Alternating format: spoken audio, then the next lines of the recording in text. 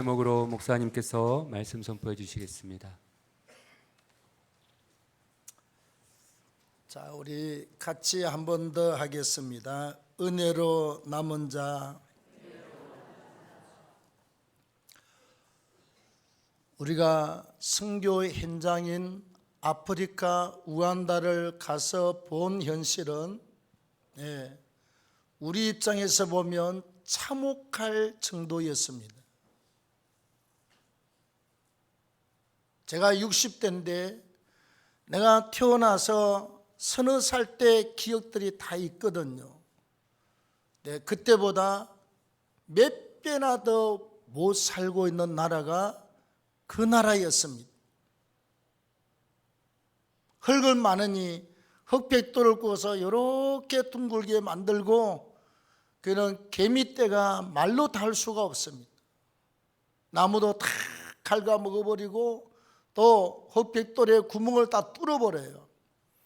그래서 소똥을 주워다가 벽에다가 다 발라. 이쁘게 바르는 게 아니라 죄송합니다, 저 발랐습니다.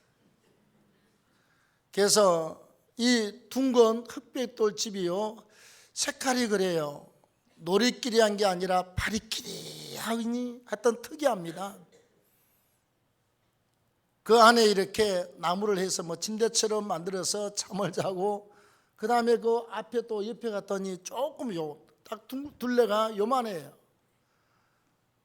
그게 북이랍니다. 돌멩이 이만한 거 3개를 놓고 그 위에다가 냄비 같은 거 뭐 이렇게 시큰 걸 하나 놓고 그 다음에 젓는 주걱 같은 거 하나 있고, 그 외에는 아무리 둘러봐도 반찬도 없고 뭐 끓이가 하나도 없습니다. 바나나 또 고구마 뿌리 같은 캐가지고 거기에다가 물 조금 붓고 이렇게 끓여서 죽처럼 해서 손으로 먹는 게 그 사람들의 주식 아닙니까? 자, 그런데 지난주에 미국에서 57세까지 의학 박사로서 의사로 돈을 잘 벌던 분이 사모님 돌아가시고 방황하고 혼자서 고민하다가 결국은 교회를 찾아가서 주님을 만난 다음에 인생의 실체에 대해서 아주 정확하게 본인이 깨달았다고 합니다.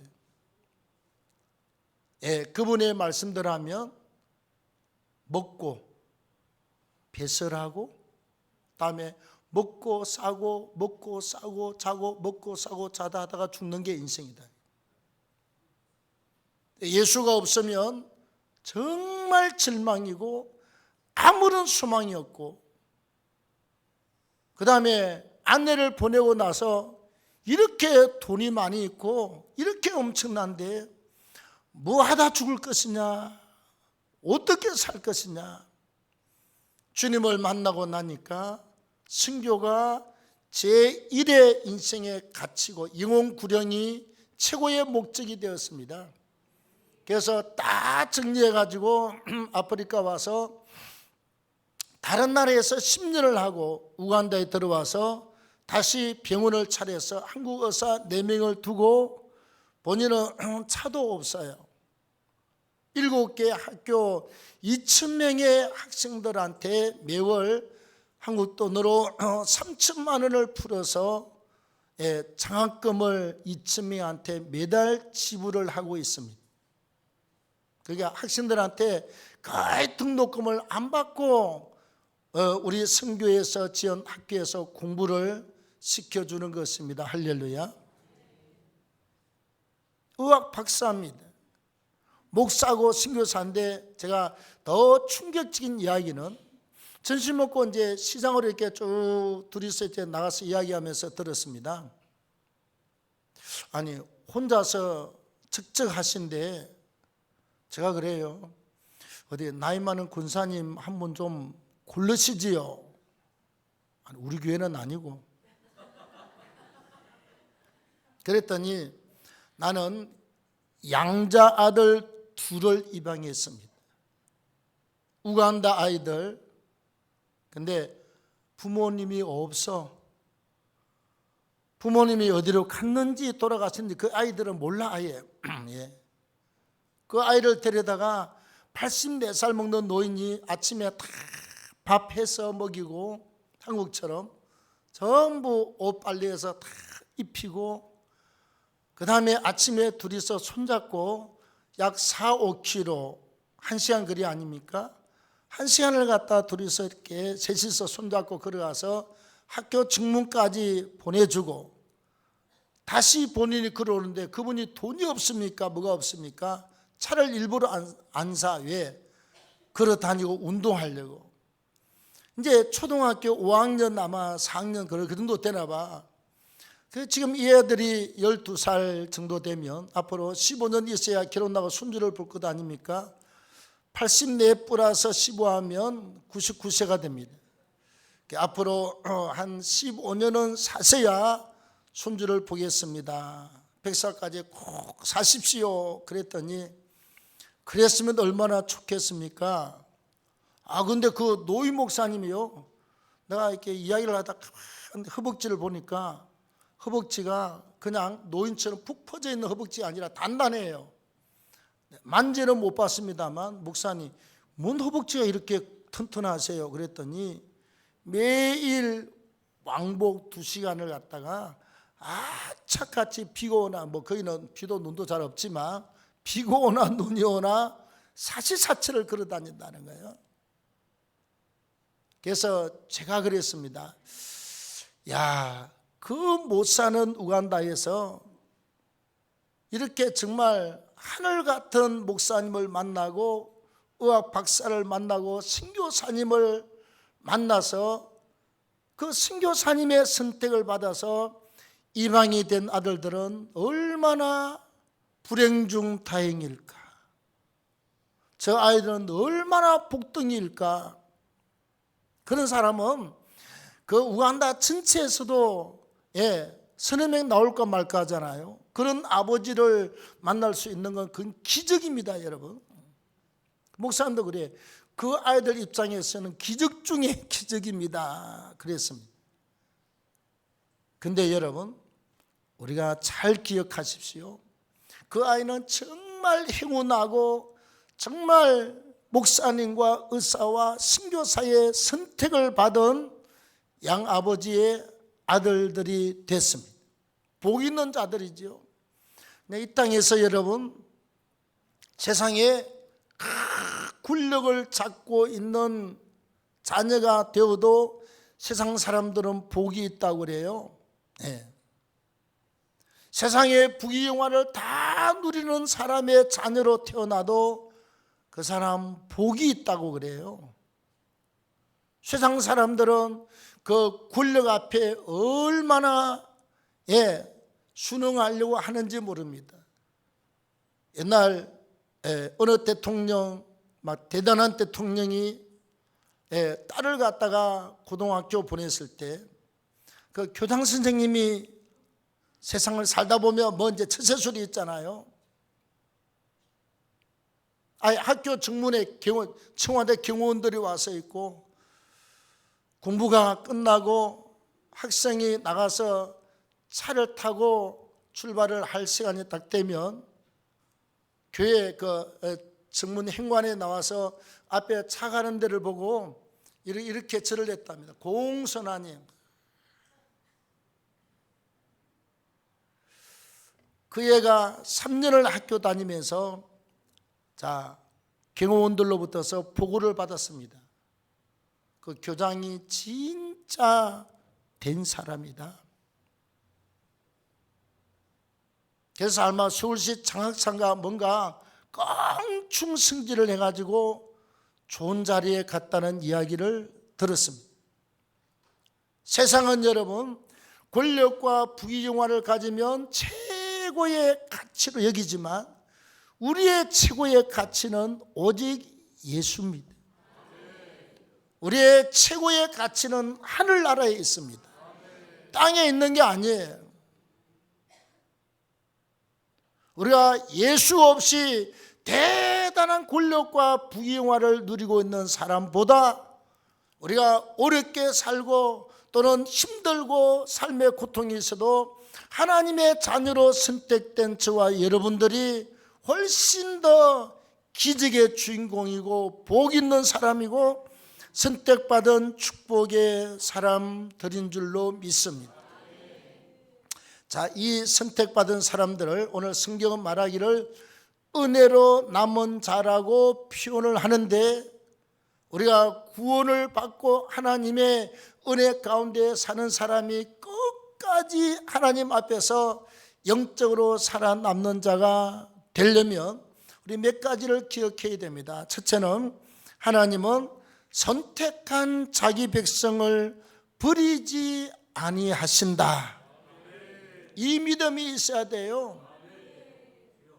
오늘 1절 말씀에 보면 하나님이 자기 백성을 버리셨느뇨 그럴 수 없느니라. 또 2절 말씀에 하나님이 그 미리 아신 자기 백성을 버리지 아니하셨다. 예. 그리고 하나님은 에베소서 1장 4절 5절 말씀에 보면 창세전에 예수 그리스도 안에서 우리를 선택하셨다고 말씀합니다. 택정하셨다, 선택하셨다. 이미 창세전에 저와 여러분들을 하나님의 자녀로 선택하신 줄로 믿습니다. 그러면 누가 택한 백성이고 누가 택한 백성이 아니냐 우리는 몰라요. 결론적으로 말씀을 드리면 죽을 때까지 예수를 안 믿는 사람은 택자가 아닙니다. 죽을 때까지 예수 믿고 회개치 않는 사람은 택자가 아닙니다.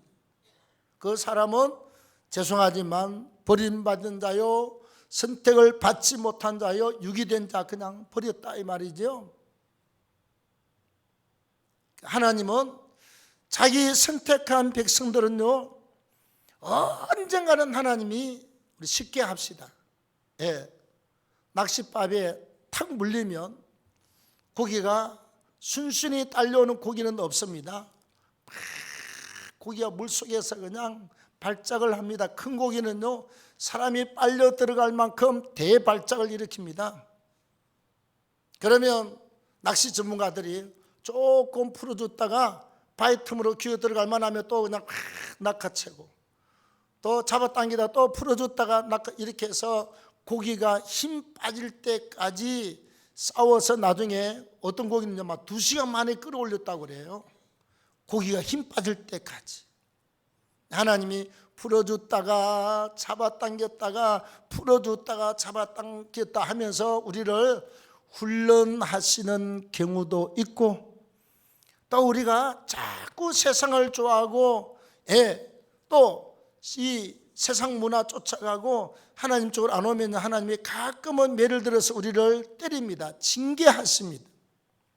저 같은 사람은 6년을 머리부터 발끝까지 얻어맞아 본 사람 아닙니까?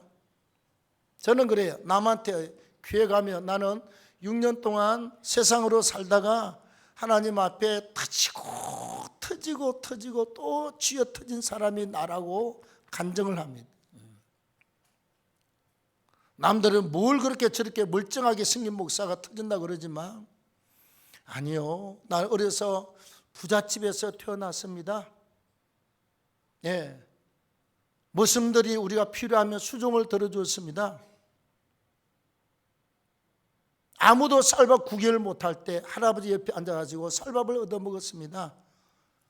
늘 밥상에 김밥이, 그건 일반 시민들은 꿈에도 못 꾸는 늘 김이 올라왔어요. 자연산 김이 올라왔습니다.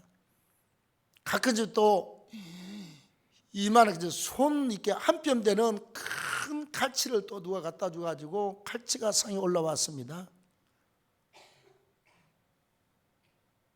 맨날 뭐 잡아먹고 산골에서 육식도 우리는 구경을 하고 자라왔습니다. 하나도 부럽지 않는데, 그리고 늘 아버지가 어머니가 그랬습니다. 네가 공부를 하고 싶으면 우리가 논을 다 팔아서라도 이 농사 짓고 살고 평생을 땅 팔고 사는 이 삶을 청산하도록 아들들은 공부를 시켜주겠다. 나는 장남이라 장남은 특별히 공부를 시켜주겠다. 근데 그렇게 공부머리가 잘 안 돌아가요. 맨날 소나 먹이고 풀이나 베고 맨날 그냥 똥이나 그냥 치우고 그랬지. 이게 그냥 학교 갔다 오면 누가 가르쳐주는 사람도 없고 공부 좀 하라고 그래야 되는데 맨날 그냥 야 학교 갔다 왔냐? 저 배배로 와라. 뱉다 묶으러 와라. 남은 다 집에서 잠자는데 우리는 밤 10시까지 별보기 운동을 하고 자라났습니다. 일밖에 없어, 일. 우리가 자라며 생제관들이 그랬습니다. 어머 누가 만수고 그러면 우리는 그랬어요. 거의 저주받은 집안이다. 왜? 만석군 땅 부자, 일 부자, 시골 부자, 죽을 고생하는 부자. 우리는 누나들도 그렇고 다 여자 남자 인정하지 모이면 농사 짓는 일은 만석군을 우리가 산다고 해도 원하지 않는다. 저 도시 가서 우리가 흙을 만지지 않는 새방이라도 살겠다. 그래서 결국 우리는 전부 다 도시로 다 도망 나왔습니다.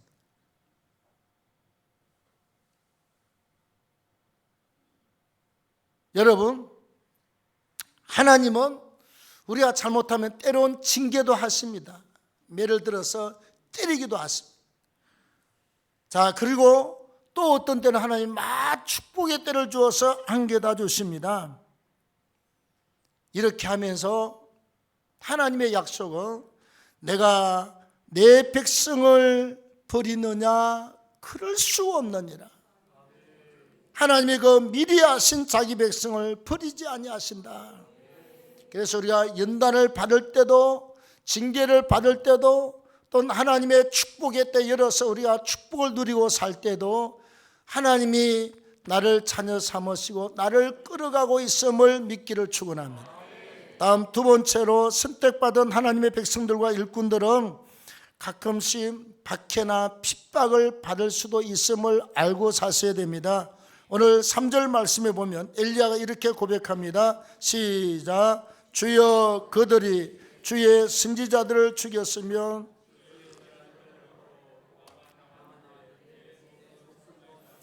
엘리야가 그래요. 하나님, 구약은 주여가 하나님이 있습니다. 주인 대신 창조주 하나님 그런 뜻이지요. 하나님, 저 구약의 아합 왕과 이스벨 왕후가 선지자들을 다 죽이고 있습니다. 주의 종들을 다 죽여요. 왜?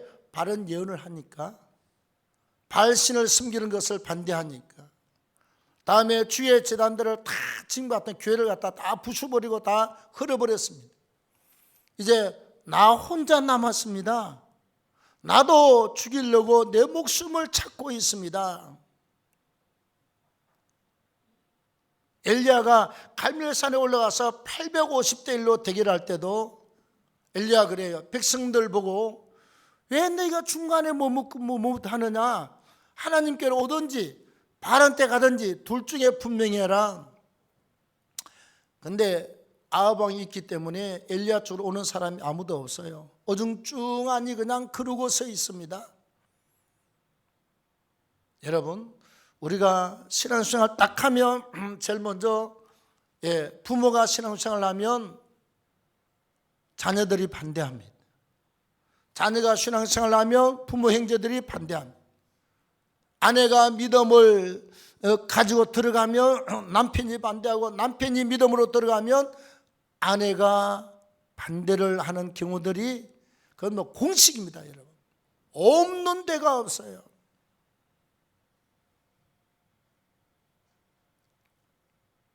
그리고 조금만 열심을 내면 그러잖아요. 아내가 교회를 갔는데 교회를 한 번 갔다 왔는데 교회를 갔다 오고 나서도 예를 들면 화를 내는 사람이 똑같이 화를 내. 남편이 뭐라고 그러죠? 예수 믿는 게 저 땅으로 믿는다고? 그럼 네가 한번 일주일도 한번 나가봐봐. 얼마나 변하나? 아니, 그 목욕탕에 가서 옷 벗고 목욕탕 안으로 들어갔다고 그래서 때가 다 벗겨집니까? 순수가 있잖아요. 가서 샤워하고 방에 들어갔다가 나와서 또 때 밀고 뭐 피누칠하고 오래 있는 사람들은 아주 그냥 대단히 인내심이 강하더라고.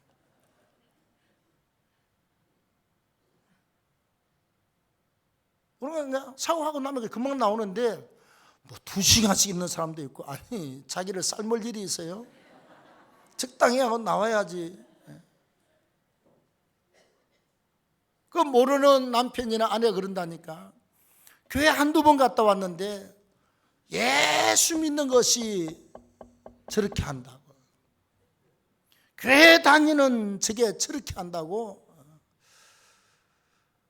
목욕탕에 들어가자마자 청소 다 하고 깨끗하게 해가지고 나오는 게 아닙니다. 그 다 시간이 있고 순서가 있고 이렇게 해서 사람이요 조금씩 생화되어 가요. 거룩하게 되는 게 한꺼번에 그냥 목욕탕 가서 샤워 10분 하고 나오면 그냥 때가 다 벗겨지는 게 아니랍니다. 이건요 생각도 바뀌어야 되고 행동도 바뀌어야 되고 눈에 보는 관점도 바뀌어야 되고 듣는 관점도 바뀌어야 되고 귀도 이렇게 할례를 받아야 되고 우리 몸과 마음과 모든 게 이게 다 빛나를 받아서 조금씩 승화되는 거거든요. 승화돼. 그래서 제일 마지막에 승화가 뭐냐? 마지막 단계, 죽음 직전에 고통을 받는 죽음의 단계가 마지막 승화의 단계예요. 승화의 단계를 끝나면 죽으면 영화로운 천국으로 들어갑니다. 그래서 여러분, 하나님이 사람이 죽기 전에요 한 이렇게 며칠 또는 몇 달 동안 아프게 하는 건 뭐 할 기회다? 택한 백성은 그때 예수 믿을 기회입니다. 예. 그 다음에 살아가면서 이게 제대로 회개 안 하고 맨날 덜렁덜렁 살다가 자기 마음대로 생각대로 살다가 이제 마지막 죽음이 오면 그때 누워서 할 일이 있어야지. 옛날 말에 떡 본 김에 뭐 한다고 그러는데 누워있는 김에 죽기 전에 회개는 해야지.